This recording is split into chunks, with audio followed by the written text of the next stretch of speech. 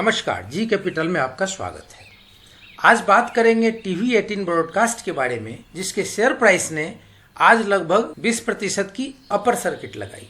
इस शेयर के फ्यूचर को जानने के लिए हमें थोड़ा पीछे चलना होगा। 17 फरवरी 2020 को एक न्यूज आई थी कि नेटवर्क 18 मीडिया एंड इन्वेस्टमेंट के साथ टीवी 18 ब्रॉडकास्ट, हैथवे केबल और डेन नेटवर्क, इन तीनों का विलय कर दिया जाएगा। इस प्रकार network 18 media and investment company अन्य अपने कंपटीटर जी ग्रुप या सन टीवी जैसी कंपनियों की श्रेणी में आ जाएगी। तो इस मर्जर के साथ ही उन कंपनियों के जैसा नेटवर्क 18 कंपनी भी हो जाएगी। किंतु एक खास बात यह होगा कि यह कंपनी मीडिया जगत की सबसे बड़ी कंपनी हो जाएगी। जैसा कि आप सबको पता है कि रिलायंस ग्रुप की कंपनियां जिस भी क्षेत्र में काम करती हैं, उनका भरसक कोशिश यह होता है कि वे उस क्षेत्र की नंबर 1 कंपनी के रूप में अपनी पहचान बनाएं। जैसा कि आप सबों ने मोबाइल क्षेत्र की कंपनी के रूप में बहुत बाद में आए रिलायंस जियो कंपनी का आपने पोजीशन खुद ही देखा, तो जियो के पोजीशन को देख पा रहे हैं। ठीक वैसे ही अब network 18 India broadcasting and distribution field की सबसे बड़ी कंपनी हो जाएगी। अब इस मर्जर के बाद जो सबसे इम्पोर्टेंट बात होने वाली है वो होने वाली है कि जो अन्य कंपनियों, जो 3 कंपनियां हैं, टीवी ब्रॉडकास्ट या डेन नेटवर्क या हैथवे केबल, उनके शेयर धारकों को नेटवर्क 18 के शेयर दे दिए जाएंगे। अब इन कंपनियों का क्या होगा? तो इन तीनों कंपनियों को शेयर बाजार से डिलिस्ट करा लिया जाएगा। अब एक और आप जानकारी ले लें कि इसमें किसको कितना शेयर मिलेगा। टीवी 18 ब्रॉडकास्ट के अगर आप 100 शेयर होल्ड करते हैं तो आपको नेटवर्क 18 की 92 शेयर मिल जाएगी। हैथवे केबल के अगर आपने 100 शेयर ले रखे हैं तो नेटवर्क 18 की आपको 78 शेयर मिलेंगे, और डेन नेटवर्क की अगर आपके पास 100 शेयर हैं तो नेटवर्क 18 की 191 शेयर मिलेगी। ये तो हो रही है इस कंपनी के हिस्ट्री की बातें। अब तक आपने विस्तार से पूरी कंपनी को जाना और पूरी कंपनी के आगे के फ्यूचर प्लान को जाना।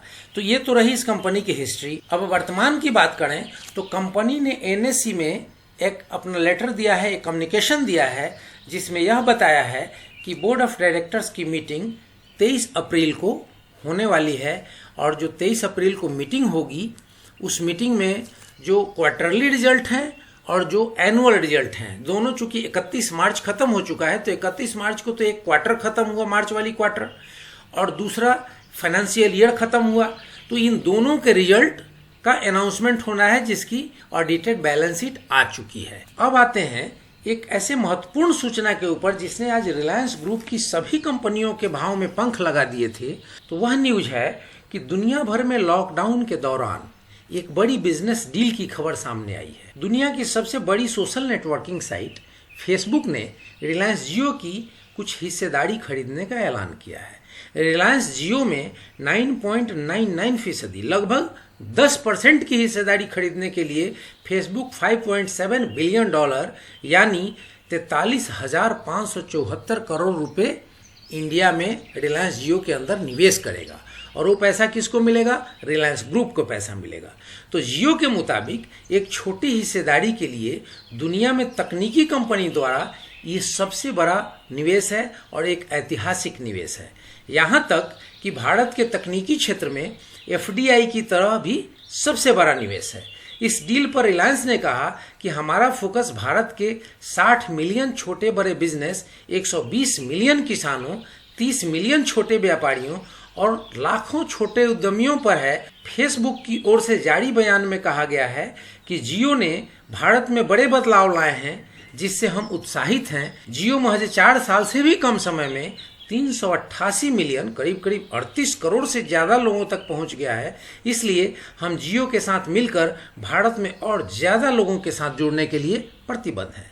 फेसबुक के लिए जियो के साथ ये डील भारतीय बाजार में और गहराई तक पकड़ बनाने का अवसर देती है। भारत में फेसबुक के सिर्फ व्हाट्सएप मैसेजिंग प्लेटफॉर्म पर 400 मिलियन, 40 करोड़ यूजर हैं। इसके अलावा फेसबुक सोशल नेटवर्किंग साइट और इंस्टाग्राम पर भी करोड़ों यूजर्स हैं। वहीं साल 2000 में फ्री वॉइस कॉल और सस्ता इंटरनेट डेटा के साथ लॉन्च हुई रिलायंस जियो ने भारतीय टेलीकॉम इंडस्ट्री में अलग पहचान बनाई है। 388 मिलियन ग्राहकों के साथ जियो देश की सबसे बड़ी टेलीकॉम कंपनी बन गई है। भारत में हर 5 स्मार्ट यूजर्स में से 3 यूजर्स जियो नेटवर्क पर है। तो आपने जो ये न्यूज़ देखा कि जो 10% की हिस्सेदारी फेसबुक खरीद रही है रिलायंस जियो में, तो पूरे रिलायंस ग्रुप के शेयर्स पे इसका असर हुआ है। इसका असर टीवी 18 ब्रॉडकास्ट की शेयर पर भी पड़ा, जो 20% के अपर सर्किट पे जाके लगा, तो अपर सर्किट खुला नहीं, अपर सर्किट पे ही इसकी क्लोजिंग हो गई। अब इसके प्राइस के चार्ट के पोजीशन को देखें कि अब आगे हमें इसमें क्या करना चाहिए। तो पीछे एक डेट हम देखेंगे कि पीछे का डेट है 18 फरवरी। जो पीछे हमने जो न्यूज़ बताया था मर्जर वाला, वो न्यूज़ आया था वही 18 फरवरी को। उस दिन कंपनी ने एक हाई बनाई थी 30 रुपये 5 पैसे की। उसके बाद से तब तक जो कोरोना का असर है वो आ गया और वहाँ से मार्केट में काफ़ी स्लम्प आते गया और फाइनली 25 मार्च को कंपनी ने एक लो बनाया 11 रुपये 90 पैसे का। आप समझ सकते हैं कि कहाँ 30 रुपया और कहाँ 11 रुपया, लगभग 60-65% की गिरावट कंपनी के शेयरों की प्राइस में आ गई थी। फिर वहाँ से थोड़ा रिवर्सल किया, लेकिन आज जब आप देख रहे हैं तो आज एक साथ 20% का उछाल है। तो ऐसी परिस्थिति में हमें क्या करना चाहिए? तो सबसे इम्पॉर्टेंट बात जो होती है कि यह कंपनी बहुत अच्छी कंपनी है, फंडामेंटल इसका बहुत अच्छा है और मर्जर के बाद आप समझ सकते हैं कि अपने देश की सबसे बड़ी ब्रॉडकास्टिंग एंड डिस्ट्रीब्यूशन कंपनी बनेगी और उसके शेयर आपको मिल जाएंगे नेटवर्क 18 के। तो आप समझ सकते हैं कि आपने बिल्कुल खड़ा सोना में पैसे लगा रखे हैं। लेकिन अब इसमें हमें क्या करना चाहिए? तो जहां हमें 11 रुपये की चीज़ थी अब वो 20 रुपये की हो चुकी है। मुश्किल से 15 से 16 ट्रेडिंग सेशन में इसने अपने पैसे को डबल कर दिया है। अब हम उस नज़रिए से देखेंगे कि अगर किसी ने 11 रुपये 12 रुपये पे निवेश किया था तो उसके पैसे को 20 रुपये बनने में मुश्किल से 15 ट्रेडिंग सेशन भी नहीं लगे हैं। तो अब हमें यहाँ क्या करना चाहिए? तो हमें इसमें अगर निवेश को बनाए रखना है तो अपने निवेश के नज़रिए को लंबा करना होगा। ऐसे शेयर हरदम निवेशकों के पैसे बनवाते हैं, किंतु धैर्य रखने वाले के लिए ही ये शेयर बेनिफिटेबल है। अन्यथा अगर आप पैनिक हो जाएं और पैनिक होकर के सेल कर दें तो आप नुकसान में हो जाएंगे। तो किसी भी गिरावट पर, जब भी इसकी मेजर गिरावट आए, जब ये 17 रुपये से नीचे की ओर जाता है तो इसमें आप बाई करें। क्यों?